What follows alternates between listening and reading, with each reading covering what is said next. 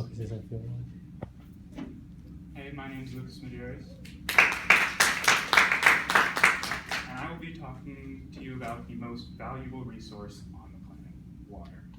I, and many of you, take water for granted on a daily basis. I just walked downstairs right before class, got this bottle of water from a vending machine, came back up. It took me 2 minutes. You can walk 5 feet down the hall, go to the water fountain, get a drink. But for many people around the world, that is not quite the case. Many people around the world, approximately 323 million just in Africa, according to water.org, a credible resource that discusses the main issues, the possible solutions, and the applications of these solutions, and how they should be implemented over time instead of instantly all at once. What is really the problem? We need to get to the root of the issue.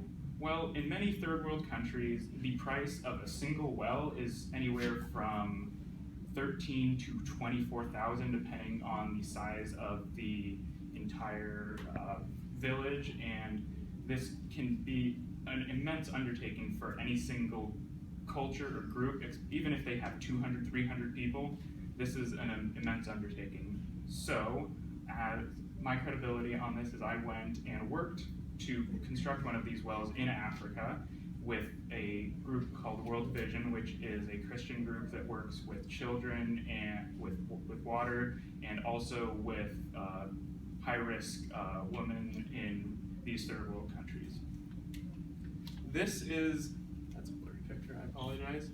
This is a picture of 2 different groups that were very, very impoverished. They had an absolute very low standard of living, one of the worst in the entire world. However, the one on the far side, they will be getting a well within the next couple months. They actually now have one up and running. It has been running for about 2 years at this point. But we were discussing with them, they had raised $8,000 because they need to have ownership. Otherwise, they have tried it with just outside donors donating $23,000 for a well. People forget about it, people don't keep it up to date, it just goes to waste. But if you have people raise the money for it on their own, then they take ownership of it.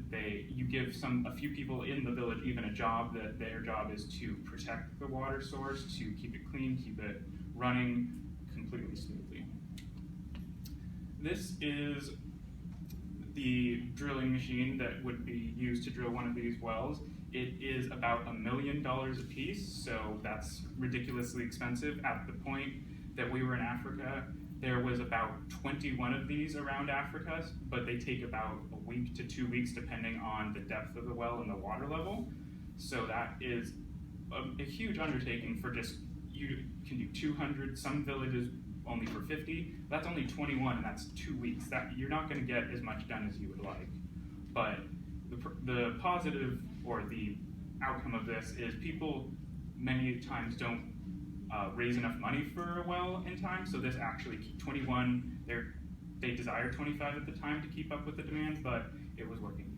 So what are the instantaneous effects of gaining a well? They were gaining a well within the next 2 weeks, so what would be the instantaneous effects? Well, many people that would walk 5 miles, sometimes even 10 miles there, and then 10 miles back, that's most of your day. If you have bad health condition, you will be tripping, you will lose a lot of water, and that's just for 1 day's water. And if the main provider for the family for just water drops it, loses it, you could have the entire family die within the next couple days. However, the instantaneous effects of this is people will be able to focus on food supplies and their farms producing surplus. It allows just instantly a group of 200, 300, 400 people to just raise their standard of living instantly. According to drinking water sources and diarrheal morbidity in child with and without traditional and improving water supplies, many people in these cultures the most at risk are the children, because if their mother, if the mother doesn't come back with water for a 2-year-old, they will die even faster, and that's just a huge issue in many of these cultures. This is a culture, this is what you are looking, this is what you want to achieve. This is 4 years after a well has been implemented in this area. They have built a school. Those are many of the children in the background, and they are producing surplus. They are sending their first, 3 years ago, they were sending their first villager to a college, which is an absolutely unheard of in many of these cultures, and they were celebrating it. Like, we celebrate when somebody goes off to college, but this was probably the biggest thing this village had in many years aside from the well. So the future effects of this, because what they desire to do is they desire to get an economic business degree, and what they were going to do is they were going to optimize the trade and the just economic abilities of this group, of this village. So that was just a far future down the line effect of this. This is also another area that has had a well for a very long time. This other area has sent multiple people to universities, and they are up on the upwards trend to become one of the, in their area, the most wealthy, well-off village, and everyone wants to go there from the surrounding areas, and it's just a very positive, everyone's happy, and it's just a fantastic group of people.